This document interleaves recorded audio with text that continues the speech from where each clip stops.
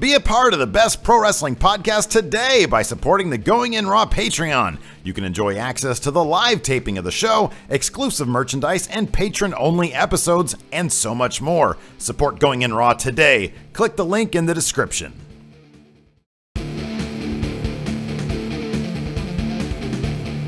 Hey, friendo, Steve here. And Larson. And welcome to Going In Raw, the dirt sheet. The only place you need to be going for your pro wrestling news right here at youtube.com/Steve and Larson. And anywhere fine podcasts are available, be sure to hit that subscribe button or the download button if you're listening in on the podcast format. We're also available on the Patreon at patreon.com/Steve and Larson. Now we're up to, for the $5 tier, man, we added 2 additional weekly live streams. So you can check in on us 3 times a week, at all your recaps live. If you're on the Patreon. Yeah, that's cool and all, but we also have a $200,000 tier. Yeah, if you kick in $200,000 to the show, he'll too sweet me on camera. Don't do it. Don't give us that money. Don't discourage people. We're also at Pro Wrestling Tees at prowrestlingtees.com/goinginraw. 10 designs. I'm telling you. Yeah. Oh wow. Number 11 is coming soon. You're starting to sound like me with that damn comic book. No, it's the road to Spotify. Oh, that's what I hope this isn't going to be eventually. We're not here to talk about T-shirts, Larson. We're here to talk about the demise of the WWE. Confirmed, it's going up in flames, Larson. Not true at all. It's burning to the ground. However, with the release of the ratings for this past Monday night's Raw on Memorial Day being the second lowest in the show's history, 2.6 million viewers. Is that lower than like 95 back in 1995 when it was just terrible? Must be. This is the second lowest ever. Let's get one thing straight. The product isn't worse than it was back in 1995. It was terrible back then. But you know, Bret Hart. Last year, Memorial Day rating was 3.2 million. Oh, so how many people watched it? A drop of about 600,000. Oh my goodness gracious! Yes. And according to Forbes, viewership this year is down 17%, down 9% just in the month of May. Oh. So, you know, Forbes, Wrestling Observer, PW Insider, they all had write-ups about the drop in ratings and what can explain it and what that might mean for the future of the WWE. Yeah. Now, there's a couple of, I guess you'd call them sort of disclaimers, qualifiers. I don't know what you call them. But when people say stuff like, yeah, more people are cutting the cord, because like I cut the cord, for example. Yes. That's not, that would only, according to Dave Meltzer anyways, that can't affect ratings more than 1 or 2%, because the rating is derived by the percentage of homes that get the station.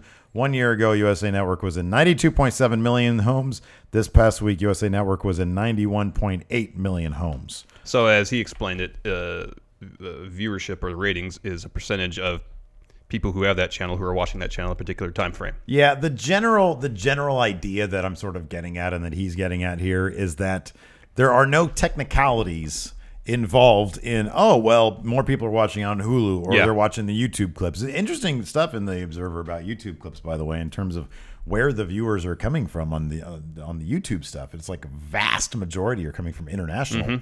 80%, right? Overseas, 80%. Yeah. That's crazy. Yeah. But going back to Meltzer, he mentions in this week's newsletter about Hulu that you can, subscribe to Hulu and watch Raw the very next day. And it's true that the need for immediacy is way down in terms of watching live events as they happen. And he says more people by percentage are DVRing Raw than the past, though he also says that's also misleading because that's not going to explain unto itself the huge drop in numbers. Right.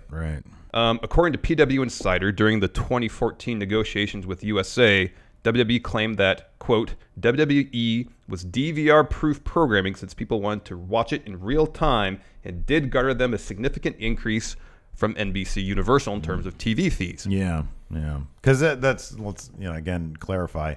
TV revenue is hugely important. Yeah. It represents a massive chunk of their They're getting about $150 million a year from their deal with USA. Yeah. So that's like a massive. And if you do the math on the WWE Network, what are they at? They're not at 2 million subscribers. No, they're about 1.5. Okay, so they're 1.5 million subscribers times $10 a month. It's $15 million a month. Yeah, a month. So, anyways, losing the TV revenue would be massive. So there's not really necessarily like a call. We're not sounding the alarm bells just yet. Nobody's going to be canceling Raw probably anytime soon. It's still number one.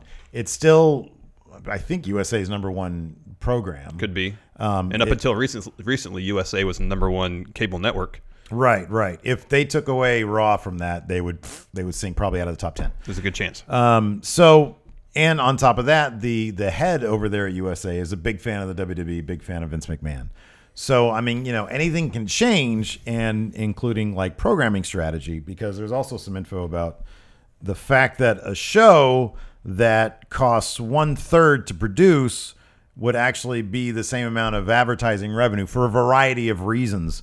There's not like one crystal clear sort of thing. Like the general theme here is WWE's okay right now, but come 2019, where the TV deal gets renewed, it's up for the contract's up. Yeah, if they continue to reach new lows in ratings, that might end up being an issue. Might be a problem. Yes. Meltzer was on Live Audio Wrestling. Live Audio Wrestling. And he blamed the drop in ratings to too much product. He says, quote, "I think that the big culprit is that the show is too long. Following WWE has gone from being a fun hobby to work. Your hardcore fans love the fact that there's more product than ever before, but the casual person does not want to devote 5 hours a week or 8 hours for pay-per-view weeks." And then Forbes reports that Raw's rating have dropped each year since the show moved to the 3-hour format. So that might lend some credence to Meltzer's point. Yeah. And Meltzer does add that that apart from cable news and sports, WWE is the top performer on cable TV. Yeah, yeah. So there's, I think that the larger issue is in the newsletter and other articles about this is that TV viewership as a whole is down. Yeah, yeah, it is. I mean, look, this isn't terribly surprising. There are so many other forms of entertainment that everybody is not only that, you keep hearing that we're in the golden age of television. There's just so many more quality options too. Yeah, yeah. It's honestly hard to follow everything. You have to pick and choose. Yeah. I mean, like even, us, like our main thing is, I was talking to Summer, my stepkid, about this the other day, because she was saying, why don't you need to watch The Flash, because I expressed some interest, and she watches The Flash. And I said, I'll be honest with you, I watch pro wrestling a lot. Yeah. Because it's what we do here, and I legitimately enjoy it. Yeah. But otherwise, if I'm going for a run, I'm listening to like a politics podcast, 538, or I watch. There's one other thing that I watch sometimes, like I watch the standard HBO shows. Yeah, yeah. But it's like finding time as a pro wrestling. Like, I consider myself a hardcore fan. Yeah. As a hardcore fan, it's still really difficult to find time for everything. Oh yeah, it really is. Like I haven't seen New Japan in a little while. I know. I've not watched any Lucha Underground, and I'd like to. I think I watched like the first couple episodes. I know it's really hard just to follow all the wrestling content that we need to and want to follow. It's like I can't think of the last time I watched a TV show that wasn't wrestling. Yeah, I know. And WWE just keeps on loading up on their talent. Yes. And so they do things that are necessity, like the brand split. And so it's like, well, it used to just be that I can watch Raw, and that was it. I could just watch Raw, and then once a month you had a pay-per-view. And then once a month you have a pay-per-view. Now, to Meltzer's point, you got to watch Raw, you watch SmackDown, you watch pay-per-view. You got to watch NXT, you got to watch 205 Live. At some point during the summer, maybe the UK show, and at some other point, maybe, if the women's tournament goes well, a women's show. Now, this is one of the most interesting comments here, because I'm not sure that I agree with it, but Forbes, in their article, suggests that a 2-hour Raw might be more realistic than ever. Yeah, they were just talking about the with the drop in ratings, that given the cost of airing Raw, that it might be beneficial to USA to cut it down to 2 hours and add another hour of programming. Yeah. Essentially. I mean, PW Insider mentions, going back to the 2019 contract, that, quote, WWE is a mature product in the TV industry that often works against the program.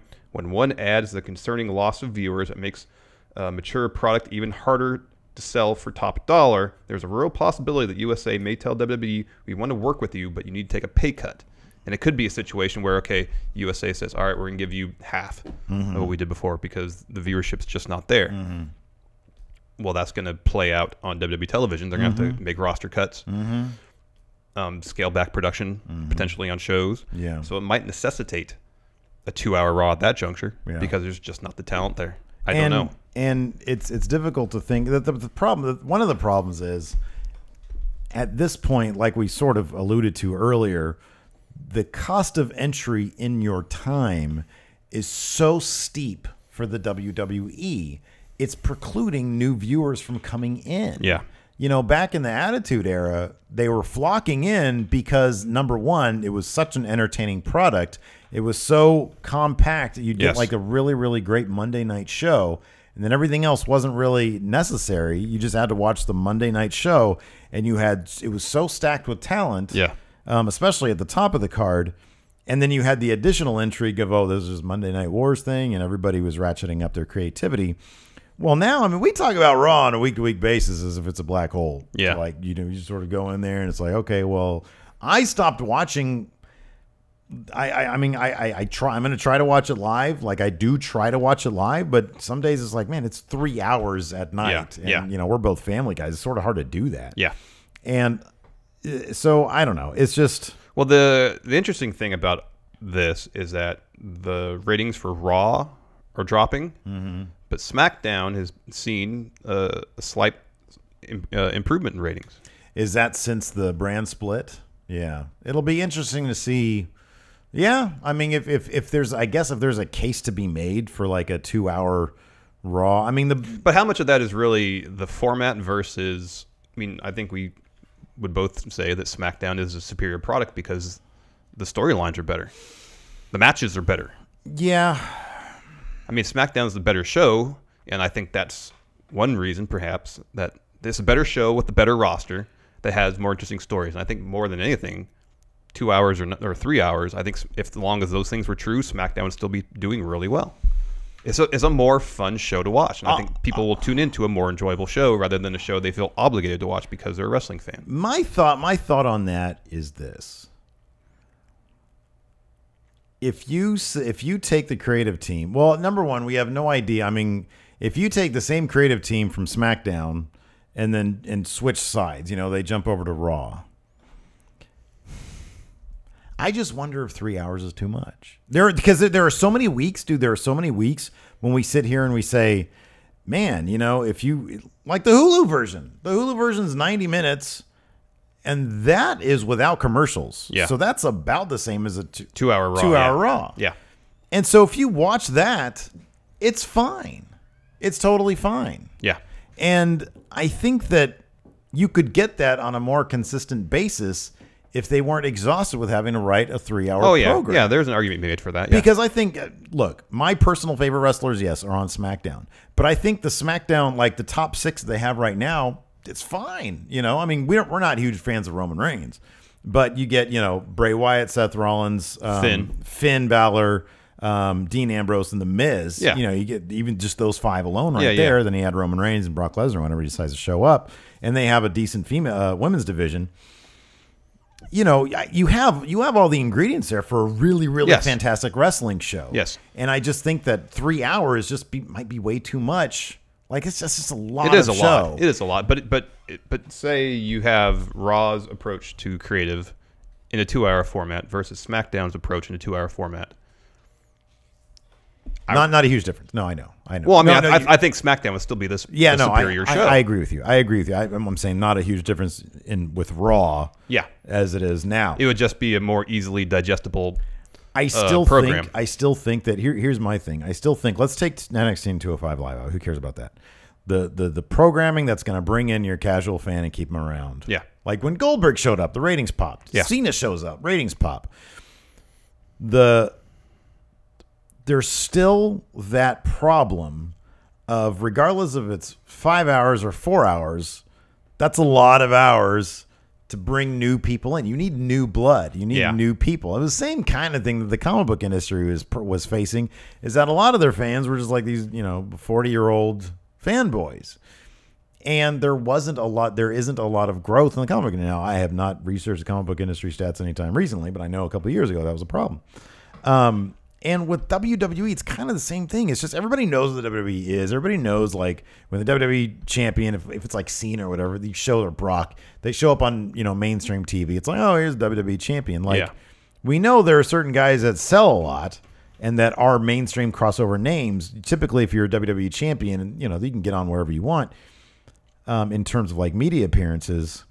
But beyond that, people aren't really. It's hard to dive straight in to so much product. Like the brand split didn't really accomplish. I mean, I'm a huge proponent of the brand split. I thought it was great. But in terms of bringing in new people, it's like, wait, what do I watch? Do I watch this? Do I watch that? What do I do? Yeah. If it was a 3-hour Raw with all that talent on there and they just packed it all in. Yeah. I don't know. I don't really have the answer. But like you said, TV ratings in general are going down. I honestly think, it's not necessarily even the fact that we're in the golden age of TV, although I think that plays into it. There's a lot of other TV options. But, dude, how many kids you see just on this? How many adults do you just see on this? Like, sitting around doing this? I know, like, when I'm watching TV with Lacey, she's on Reddit.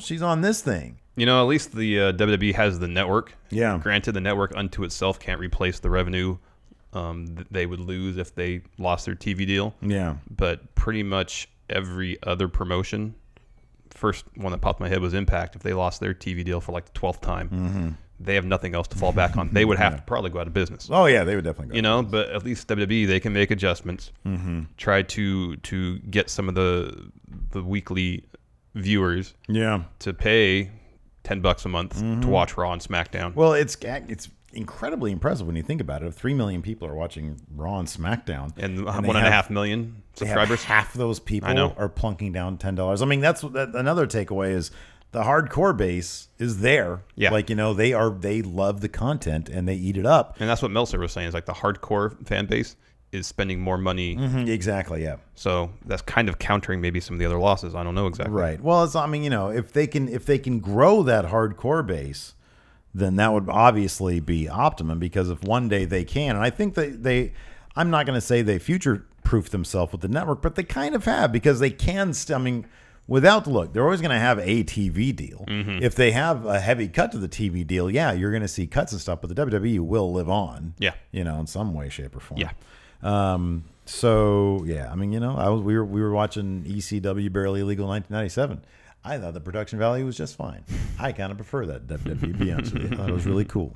Anyways, let's move on to here we go. Enzo's attacker revealed. So I think it was either Tuesday or Wednesday. Someone tweeted at us that they had read something, I think on Reddit, where following the first attack on Enzo 2 weeks ago, Corey Graves said, "I want to shake the hand of whoever attacked Enzo." This last Monday, there is a segment where Cass came out to confront Corey Graves. Yes. About something he said during commentary. Yeah. Corey Graves is alluding. That Cass would know. Insinuating, rather. Yeah. That Cass knew more than he was letting on. Yeah, which I think is the case. And that culminated with Corey Graves and Cass shaking hands. Ooh, yeah. So pretty much everybody online is saying, oh, Cass, he's the attacker. All right. I have my theory now. Give it to me. Corey Graves will be the new leader of the new Dangerous Alliance. Ooh. And Cass will be the foundation of that new alliance. That would be a good idea. There you go. You know who else will be involved in the Dangerous Alliance? Tell me. Titus Brand faction. Good. Titus and Apollo Crews. Good. That'd be good. That would be good. Yeah. Who? Like, we need another big piece. John Cena. God damn it. CM Punk. Yeah. There you go. So, of course, I like to do power rankings. Oh, great. Let's do power rankings. I didn't print out these notes. Right on this envelope, then. Let's do power rankings of who attacked Enzo. 1, Cass.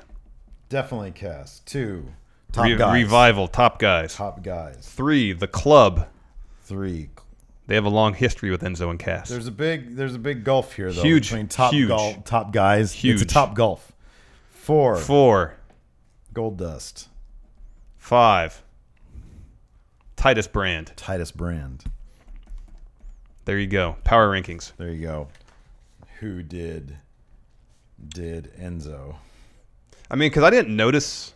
Granted, like when Corey Graves said that he wanted to shake the hand of whoever attacked Enzo, I'm sure I heard it. But then by the next Thursday, I'm sure I forgot it. And then for people to notice that is impressive. And if that is the case, if Cass is the one who is attacking Enzo, that's actually some decent writing from WWE. I know, I agree. And then setting up this Kurt Angle thing with Corey Graves, if this is a whole thing, it is really good. Yeah, I know. It's like, and who'd have thought? I love that people are paying that close attention to Raw, that's really hard to do. I know. It's not easy at all. No. So yeah, all that's good. Yeah, somebody did. Somebody posted like a really well done Photoshop of Corey Graves with Cass standing behind him in a very stylized sort of pay-per-view poster manner. Yeah, it was cool. It was pretty cool. People are neat. Anyways, it's fun. It's funny too because when I was listening to Solid Monster and he was talking about the Enzo. I'm sorry, the text, and the word besmirched is used, and so somebody was thinking of Steven Regal, and it's like, oh, a lot of people they pick the stuff apart.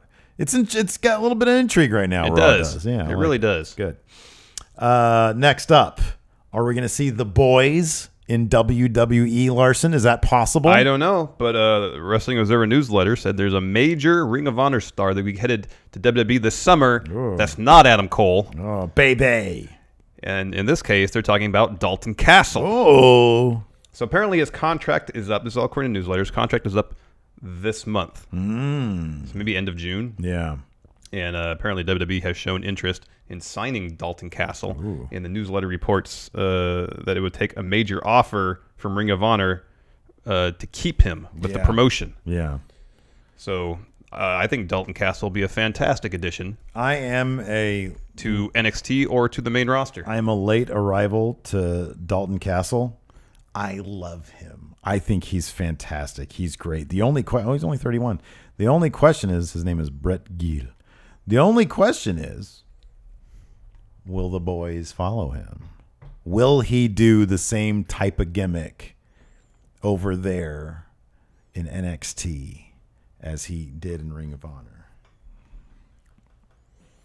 I feel like I could be wrong about this, but I feel like he's toned down. Like when I first started watching a little bit of Ring of Honor, he seemed a bit more sexual with the gimmick, and I feel like he's toned that down a tad more when you start seeing like War Machine in the role of the boys, and he start playing up for comedy a bit more.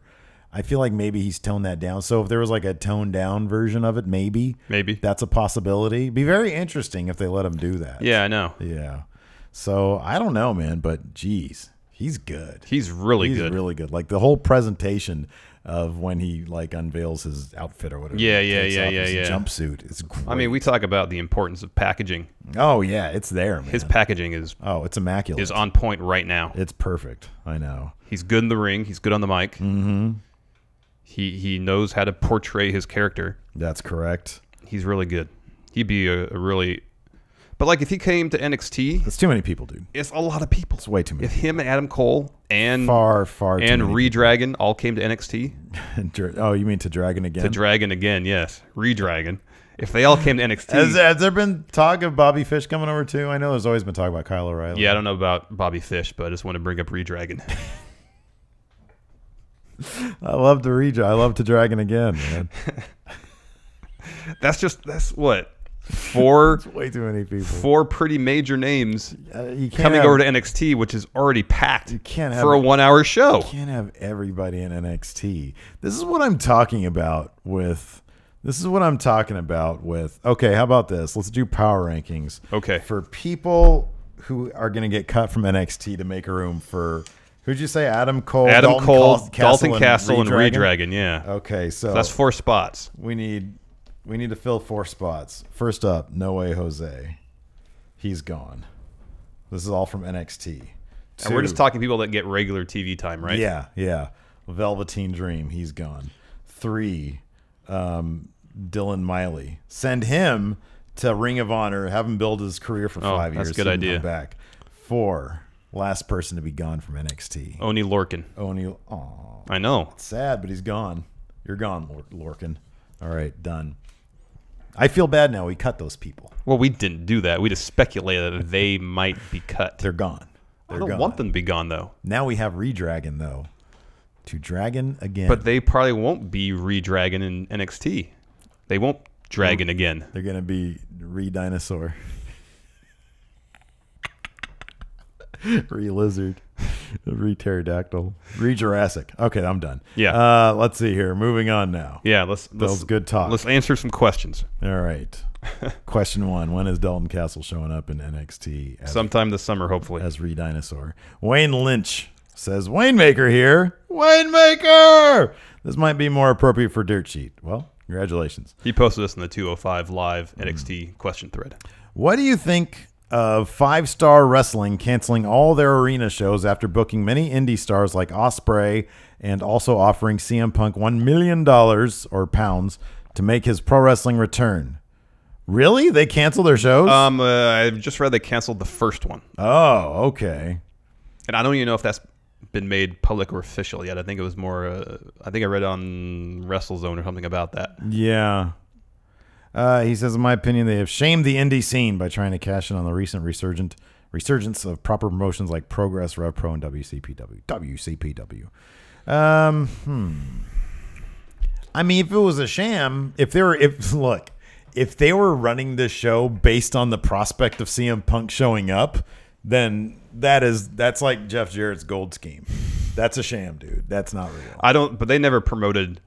They made the public offer to CM Punk, but as far as I know, they never promoted that he would be there. They did, I believe, RVD was promoted to be at the shows. Yeah.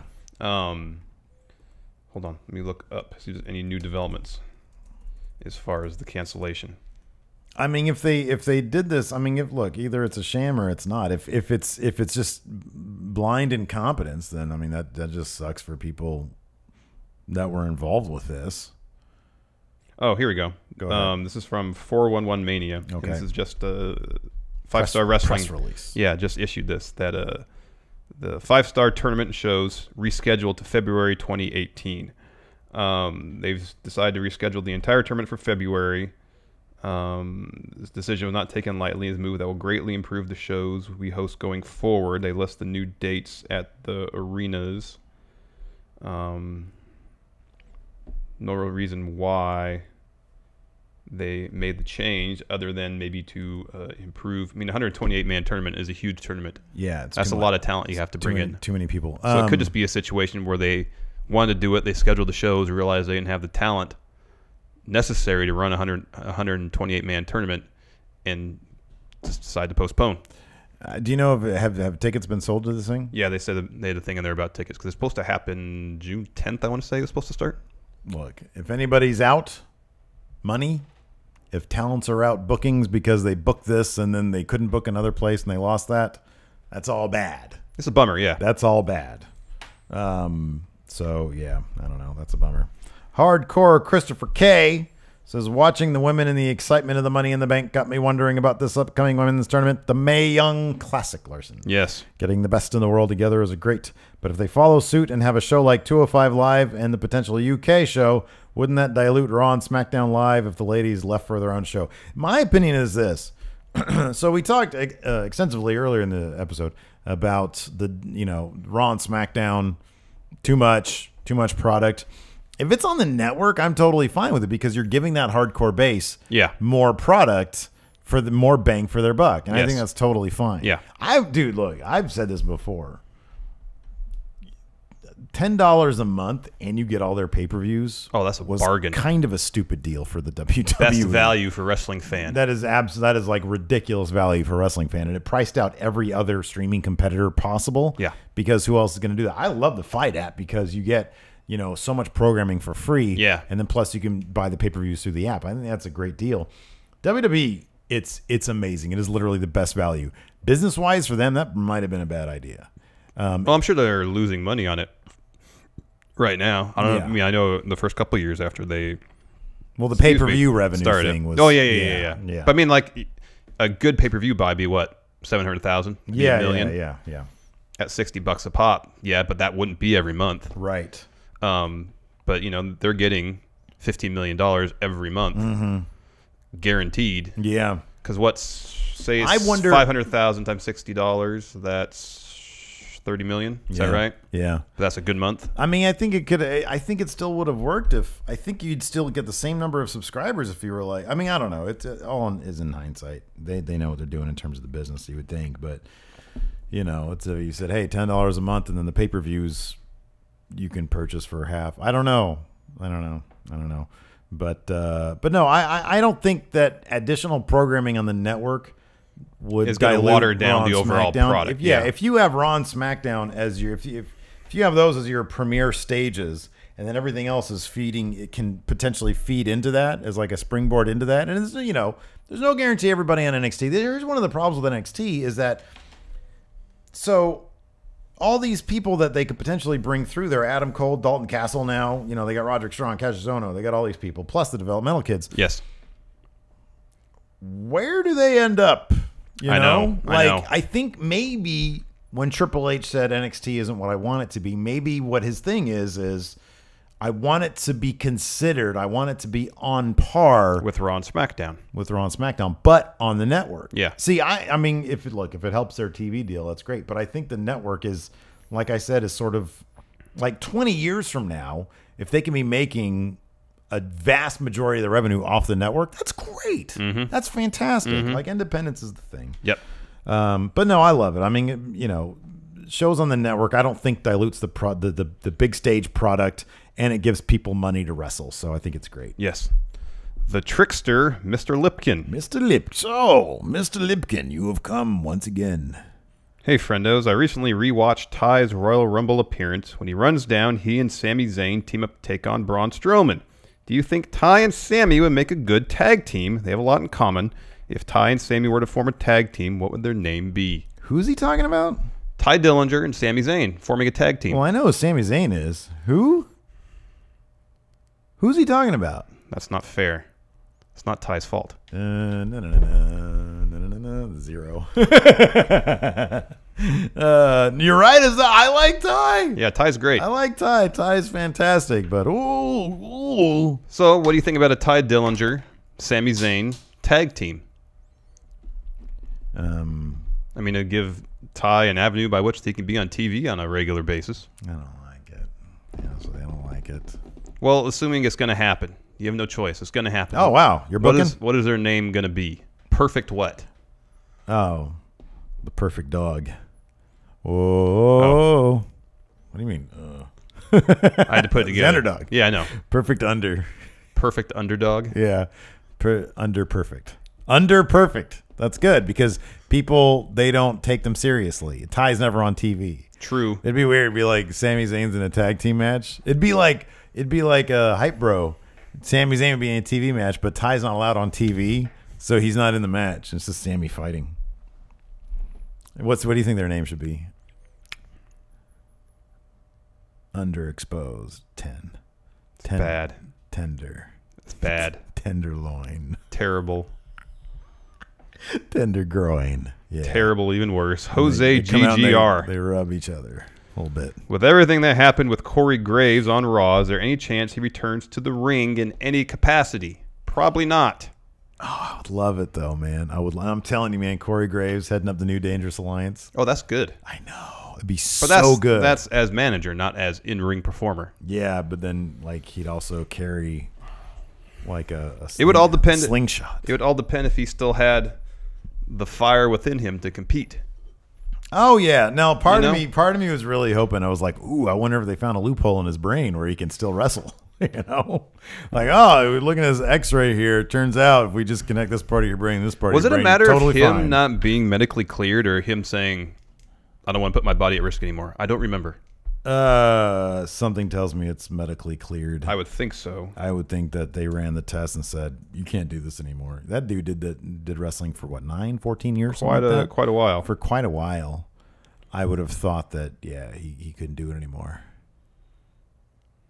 Nobody's gonna say, you're cleared to wrestle and then not wrestle. Well, I don't know. But there's been football players who have they're smart. Who retired. That's the smart thing. Before and I'm not saying it's stupid to do this. I'm saying that sometimes these guys put their love of wrestling over what's best for their. Here's another thing though: is their well-being. Is football players, they get drafted, sign a contract, and if you're a low round pick, first, second, third round, you're making a lot of money. And say you play long enough to get a second contract, you're getting paid more money. Yeah. If you're smart with your money, You can play the NFL for 5 years. Yeah. Retire. Well, average career is like 3 years in the NFL. Isn't it? Yeah. But it's entirely possible to retire at the age of 26 with a few $1 million in your bank account and be totally set. Yeah. Whereas if you're Corey Graves, you're in NXT making tens of thousands of dollars, I'm sure. Yeah. And if you stop wrestling, on your own volition, what do you do next? Yeah. So I think that's probably the major difference. If he was making $3 million a year and was posed with, I'm not going to speak for him, but I'm just trying to make the analogy comparable. Yeah. That if he was getting paid $3 million a year and he had a choice between retiring comfortably and not putting his body at further risk versus continuing to do it, then like I said, it's just a more apt analogy. Yeah. No, I get that. I think, but it just made it sounded like he was allowed to do it anymore. But man, I would absolutely love, and it would not surprise me at all if they brought him off commentary to be a character. Yeah, that would not surprise me at all. I think it'd be great. Or have him do both. God, could you imagine like a faction with him and Cass? Oh, that'd be great. Some others, it'd be fantastic. Matt Robbins says, "Have you seen the new Table for 3? The last 2 minutes is all in on the Roman foreshadowing. Did you get that? Yeah, I didn't see." Michael Hayes asks Cornette and Bischoff what they'd want for the main event of WrestleMania 34, I believe. Cornette says Brock, Samoa Joe submission match. Oh, wow. Be great. That'd be great. Bischoff says Roman and someone says Roman Cena. Someone says Roman. Who wouldn't love Roman Cena? I know. That'd be fantastic. I know. That'd be great. Who would the crowd boo? Who would the crowd cheer? It'd be amazing. I know. It'd be a cacophony of just various reactions. And I would... Yay, boo. Boo, yay. Yeah, I don't know what to do with myself. I know. It explodes. The whole episode's really good. I know. I'm going to watch it. It's Thursday, so once you're out of here... It's only 20 minutes. It's short. Good till Monday. So it's what? It's like 19 and a half minutes long. It's short. Are you serious? Yeah. I wanted an hour with those guys. No, I mean, like even the HBK Nash Styles one is just a little over 20 minutes. What? I think they're all pretty short. What a rip. But it's all full of good stuff. It's all chock full. And I really like how they don't even worry about kayfabe. Like they're talking about booking stuff. Oh, I love it. I mean, because I think the title is something about creative something. Yeah. Since Bischoff was head of creative in WCW. Yeah. Michael Hayes' official title is VP of Creative in WWE. See, he's not a road agent. I knew he wasn't just a road agent. He's still a road agent. That's not his title. I guarantee you, if you're a road agent, your title is road agent. Adam Pearce is a road agent. Michael Hayes, I knew, was like a producer of some sort. Michael Hayes is top road agent. And then, Cornette has worked creative for various companies. I wonder, what are the chances of them bringing back Cornette in some way, shape, or form? Probably not, because he's such a... I imagine the way they do things now. He's such a polarizing individual. Well, yeah, that's true. But also, the way they do things, creatively speaking, is probably a lot different than when he was around. He talks about that, too. Oh, really? Yeah, about how, like the way... he talks about how the changes happened between, when he was working, people bought into the reality of what was going on in the ring, whereas now people are going to wrestling shows to appreciate the quality of performance. Because they all agree that the quality of wrestling is vastly superior to how it's ever been, because they're all better athletes now. Yeah. Well, that was one thing I was happy that Meltzer recognized in the newsletter this week when he was talking about all the rating stuff and the house show stuff, which is still a pretty strong industry for them, is that house shows are a blast. Like, they don't half-ass it out at the house shows. They are so much fun. Yeah. And the wrestlers, they give it their all. Yeah. And it's not only do they give it their all. Yeah, it's a different experience because the wrestlers, they're not afraid to break character. Right. Exactly. Have more fun. They're not encumbered by storyline. For the most part, I mean, the matches are motivated generally by either what's on TV at the time or what's going to be on TV in the near future. Yeah. But still, they can go and they can experiment with their matches and their character and goof off a little bit, and give the audience a much different experience than going to Raw, and a much more seamless one because you have to worry about commercial breaks at all. Right, exactly. No, it's so much fun. Scott Hall's survey. What other survey. pay-per-views do you guys have in mind to review? Maybe you should do a poll. I'd recommend Heatwave 98. So part of our revamped Patreon is that we're going to give patrons an opportunity to vote each week on what the next retro pay-per-view review is going to be. Correctamundo. As far as other pay-per-views we have in mind, I have a list I found on Reddit of old WCW pay-per-views that are I pulled Halloween Havoc 92 off there because they said it wasn't very good. Oh, okay.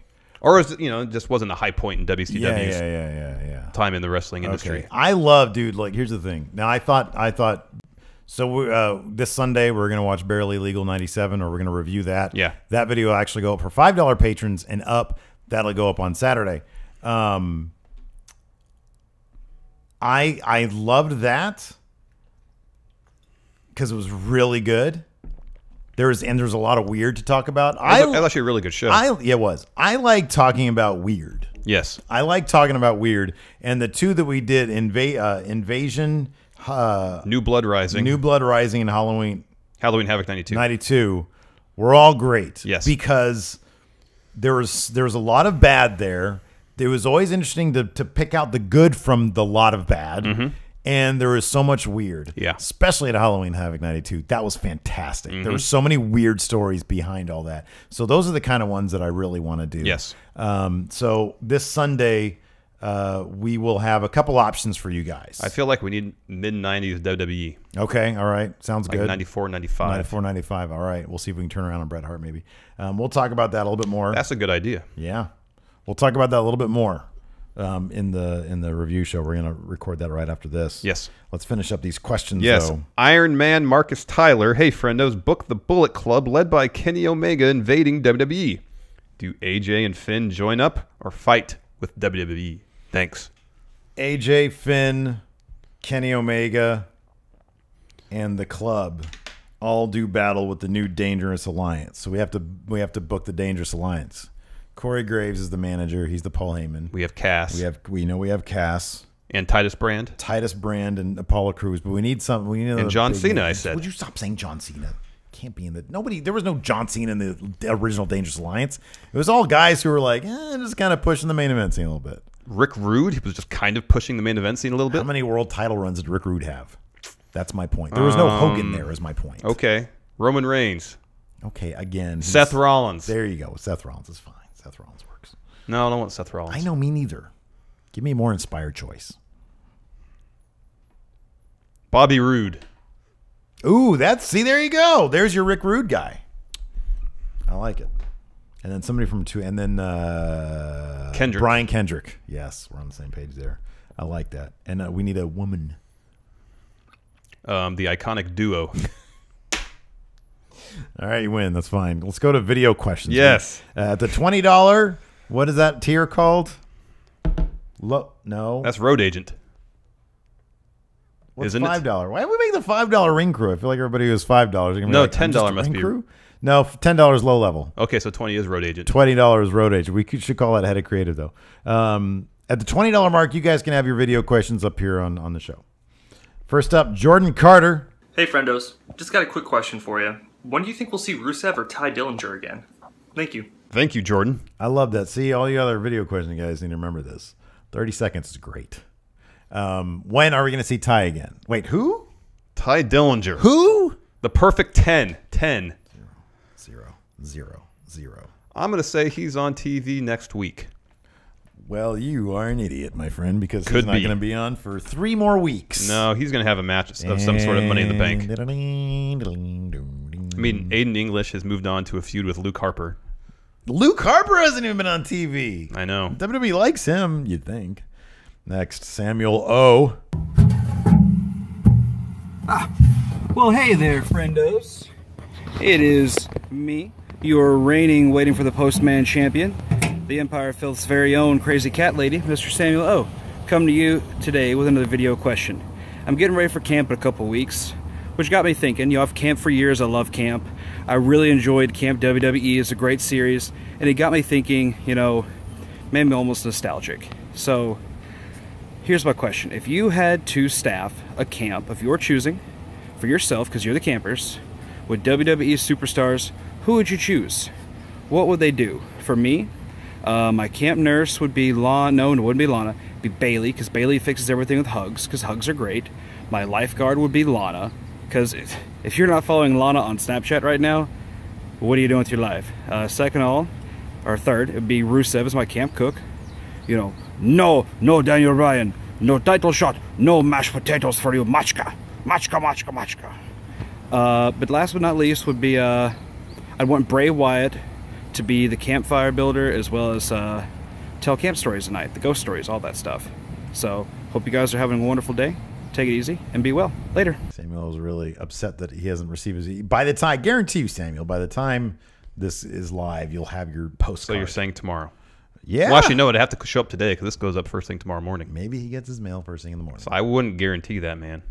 Let's see here. Camp staff. Oh my goodness, camp staff. I like his Daniel Staffed. Bryan. Daniel Bryan as camp counselor is perfect. That's good. good. That's real good. Roman Reigns would be the camp jock. Well, I mean, these are people that work at the camp. Who's the lifeguard? I like his idea of Lana because, oh boy, he is right about her Snapchat. It's all just bikinis. Machka, man, machka. What other positions are there? So we have like an administrator person? Yeah, who's the administrator? John Cena.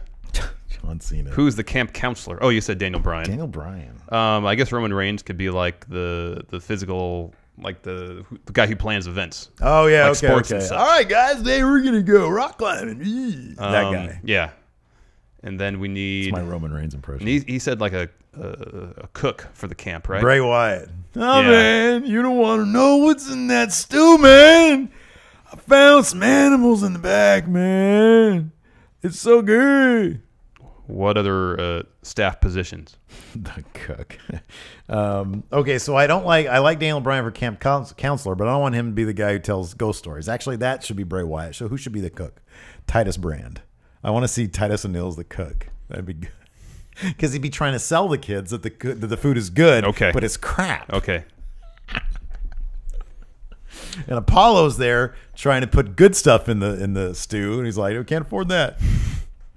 Trying to make money here, Apollo. Next from TGX. What's up, friendos? You know who I am. This is everybody's least favorite version of Baron Corbin, but hey, at least I still have my hair. So my question for you today is that if you could not only bring back a dead wrestler, but also undo the circumstances leading up to their death so that they'd not only be alive, but also in relatively good health so that they could maybe have one last run or one last final goodbye, who would you pick and why? Two immediate wrestlers that kind of spring up because they never really got a chance to say goodbye properly are Chyna and Randy Savage, but that's just me. Other than that, thanks, friendos. Hashtag heal by popular demand. Thank you, TGX. I keep on wanting to push up the thing. I know. You got to see down there. Anyways, Grim, not Grim the wrestler, but Grim question: bring back a dead wrestler, but then they'd be okay. Yeah, it'd be Eddie Guerrero. Yes, yeah, love Eddie Guerrero. Love him. Yes, love him. Yes. King of Madness, Kronas. Hey, Stephen Larson. So Chris Jericho was recently quoted as saying that the way he'd fix the Cruiserweight division is by bringing Enzo Amore in because the fans care about him and the way he can talk on the mic. That got me thinking. Enzo's not the best wrestler. There's no way he could hang with Neville, Austin Aries, TJP. But gave me thought of a cool idea. What if you turned him heel and basically the only way he's Cruiserweight champion is because of Big Cass? Give the Cruiserweight division someone almost above the Cruiserweight division as the champ.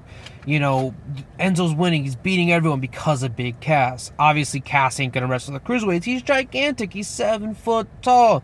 You can't teach that. But it would give them a true villain reigning over the Cruiserweight division. It might make people care week in and week out because no one hates Neville. Neville's too good. So, thought your idea on that. Thanks.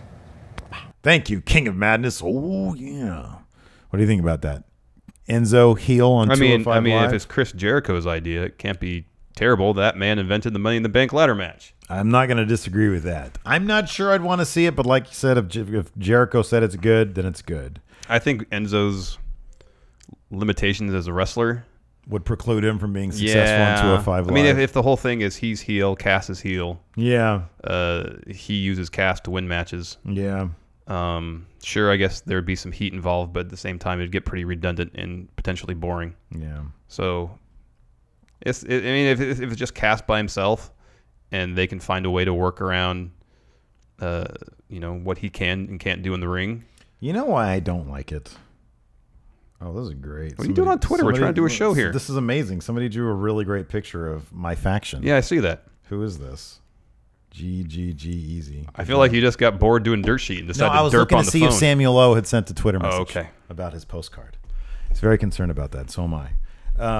No, here's my thing. Here's why I don't like Enzo on 205 Live. Because he's a piece of an act.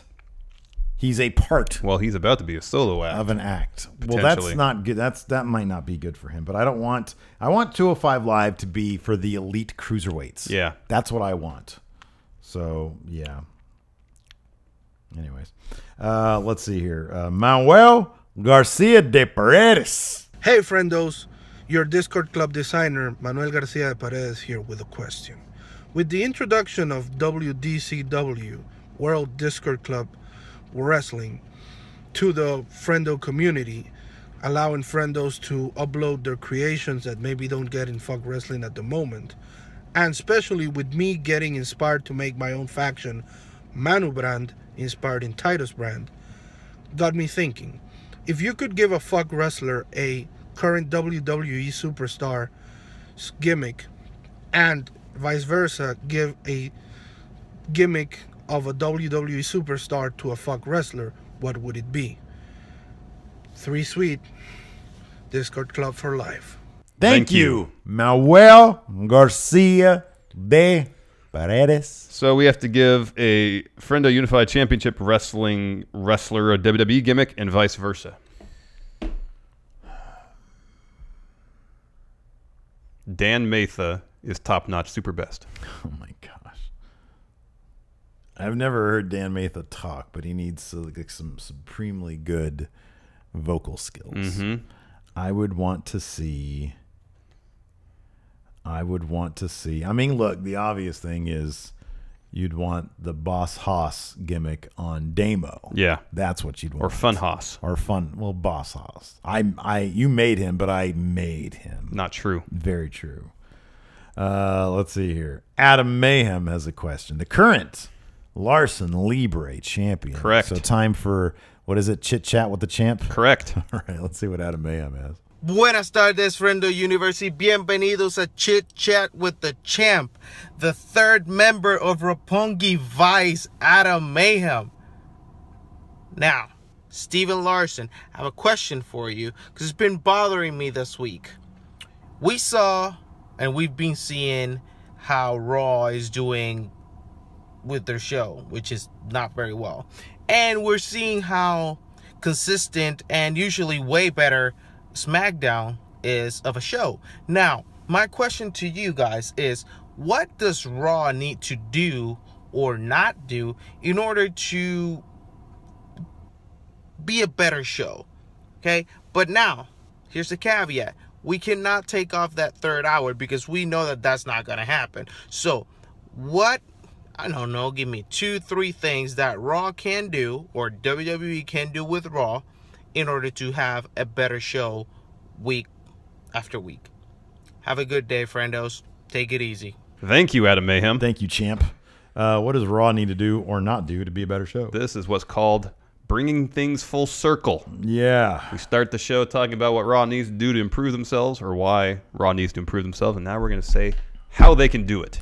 I'm going to say this. More singles matches, longer matches, mixing up the feuds, getting on with their feuds faster and getting over with their feuds faster. Don't take things so seriously. Stop playing it so safe. Well, I don't think you can just say, all right, you have 2 months to do every feud. That's not the way to do it. Yeah, it is. Because as we've seen on 205 Live, especially with the Brian Kendrick, Akira Tozawa feud, that feud took 3 months, 4 months. Every feud, 5 months. And it was really well done. The blow-off was great because they had really built the feud up 8 properly. months per feud. Sure, if it's good. No. I think the thing they need more than anything is just some inspired creative storylines. Yeah, I know. And that's the what's Corey seriously Graves lacking. Angle thing, the Corey Graves Angle thing could be it. Could be a good start. Yep. Maybe they got a new writer over there. We hear that they have a pretty fast turnaround with their writers. 3 months? Yeah, on average. Something like that. Man, you get there. All right, ready to get started. Fuck this place. Yep. Pretty much it. Yeah, anyways. So hold on, I'm going to do a Samuel O update. Because you wouldn't let me. Keep on yelling at me. No, nothing yet from Samuel O. Well, you guaranteed he was going to get it, so He's gonna get it by his mail tomorrow. By the time this goes up, That's not true. This goes up at 8 o'clock in the morning. right? And he's in Eastern time. So 11 o'clock. Whose mail comes at 11 o'clock in the morning? His. Are you sure? Yes. He told me. Not true. We were gaming the other night. I feel we like were on a I feel GTA like- server. I feel like you're lying to me. No, you don't know what I look like when I'm lying to you. We were in a GTA server. I the other do. night. I do know what you look like when you're lying to me. Is it like this? That's you cartoonishly lying to me. Oh man! All right, that's it for the dirt sheet. We're about to record our ECW barely legal review. Catch that out on Sunday, Saturday if you're patrons of the $5 and up mark. Anyways, that's it for now on Dirt Sheet. Until next time, we'll talk to you guys later. Bye.